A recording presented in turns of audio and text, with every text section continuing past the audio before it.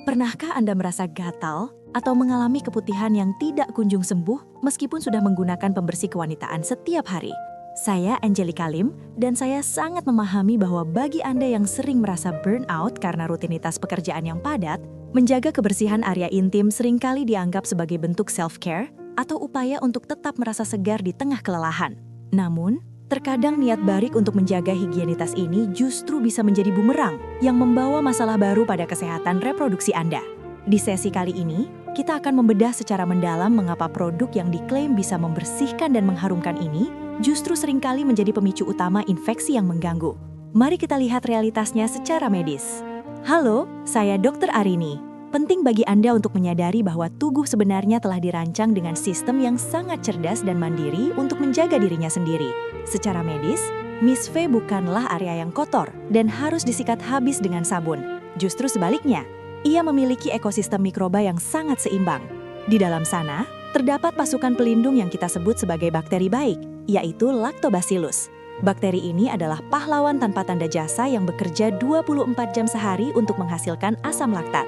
Tujuannya satu, menjaga tingkat keasaman atau pH area intim Anda tetap berada di angka yang optimal, yaitu sekitar 3,8 hingga 4,5.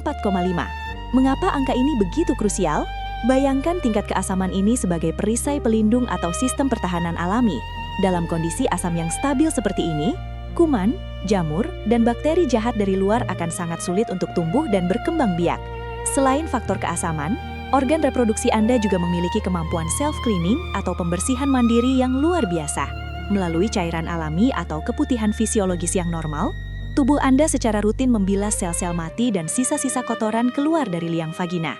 Jadi, secara biologis, Anda sebenarnya tidak memerlukan bantuan sabun kimia, apalagi yang mengandung parfum kuat, untuk menjaga kebersihan di bagian dalamnya.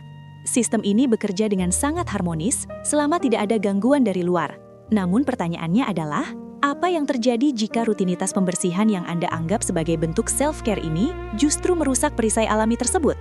Mari kita bedah bagaimana gangguan kecil bisa berubah menjadi bencana biologis bagi kesehatan reproduksi Anda. Halo, saya Dr. Nama.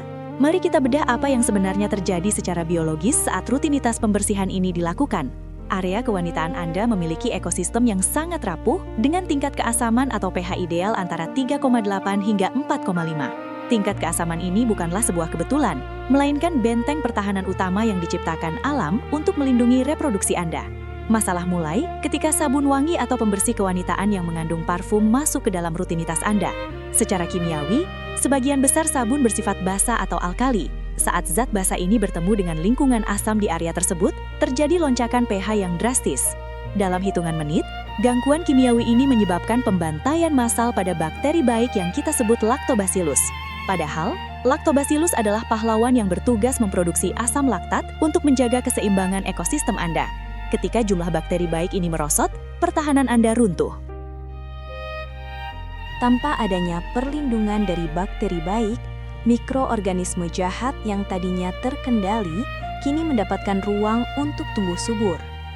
Bakteri anaerob akan berkembang biak tanpa kendali, memicu kondisi medis yang disebut vaginosis bakterialis. Anda mungkin akan mulai menyadari munculnya aroma yang tidak sedap atau perubahan warna pada keputihan.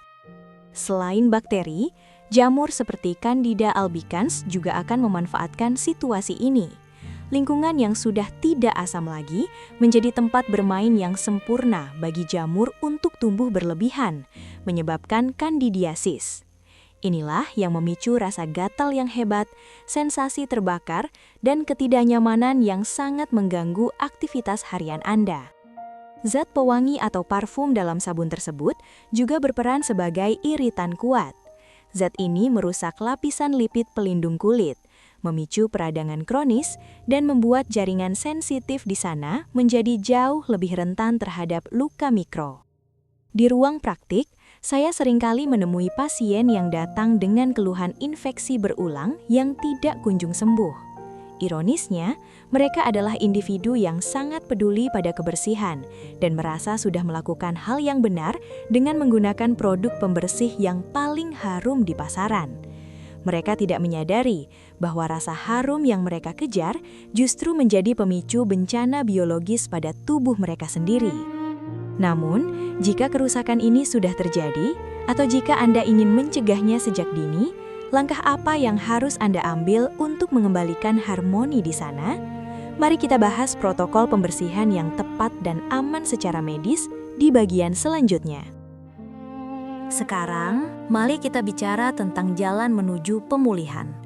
Saya memahami bahwa mungkin ada rasa khawatir atau tidak nyaman yang Anda rasakan saat ini. Namun, kabar baiknya, tubuh Anda memiliki kemampuan luar biasa untuk memperbaiki keseimbangannya sendiri jika diberikan lingkungan yang tepat. Langkah pertama yang paling fundamental, namun sering kali disepelekan, adalah cara membasuh yang benar.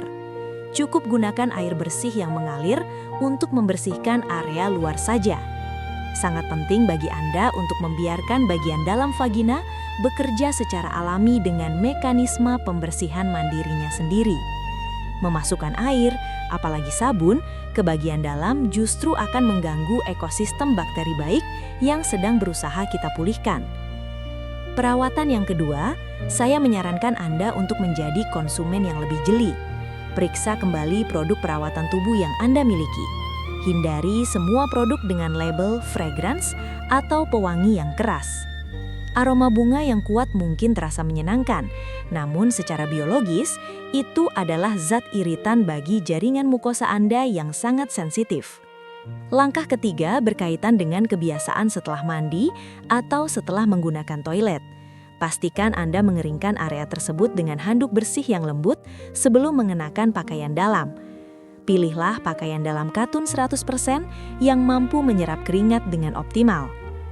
Bagi Anda yang memiliki jadwal kerja padat, sering duduk berjam-jam atau aktif bergerak sepanjang hari, menjaga sirkulasi udara di area sensitif adalah kunci utama. Mengurangi kelembapan berlebih sangat membantu mencegah pertumbuhan jamur yang biasanya berkembang biak di lingkungan yang hangat dan basah. Namun, mengubah rutinitas fisik saja terkadang belum cukup jika kita tidak memahami gambaran besarnya. Ada satu kesimpulan penting yang wajib Anda ketahui agar tidak lagi terjebak dalam siklus infeksi yang berulang di masa depan. Mari kita rangkum langkah perlindungan jangka panjang Anda di bagian terakhir ini. Halo, saya Angelika Lim. Kesimpulannya, menjaga kesehatan reproduksi itu sebenarnya tidak harus rumit. Di tengah dunia yang serba cepat dan menuntut kita untuk selalu tampil sempurna, seringkali prinsip less is more adalah pilihan terbaik bagi tubuh Anda. Dengan memberikan ruang bagi tubuh untuk berfungsi secara alami tanpa intervensi kimia yang berlebihan, Anda sebenarnya sudah melakukan langkah besar untuk investasi kesejahteraan jangka panjang. Saya sangat mengerti, bagi Anda yang setiap hari bergelut dengan kesibukan dan tekanan pekerjaan, masalah kesehatan di area sensitif seringkali menjadi beban pikiran tambahan yang melelahkan. Namun, jangan biarkan rutinitas kebersihan yang salah justru menambah daftar panjang stres Anda. Mulailah untuk lebih waspada terhadap produk yang Anda gunakan sehari-hari dan selalu prioritaskan kenyamanan serta keseimbangan alami tubuh Anda di atas segalanya. Saya harap informasi ini dapat membantu Anda merasa lebih tenang, lebih berdaya, dan tentunya lebih sehat dalam menjalani aktivitas sehari-hari. Jika Anda merasa edukasi ini bermanfaat, silahkan tekan tombol subscribe dan bagikan video ini kepada rekan atau orang-orang tersayang agar mereka juga bisa mendapatkan manfaat yang sama. Mari kita bangun kesadaran kesehatan yang lebih cerdas dan suportif bagi sesama. Terima kasih telah menyimak hingga akhir. Tetaplah sehat, hargai tubuh Anda, dan sampai jumpa di video edukasi berikutnya.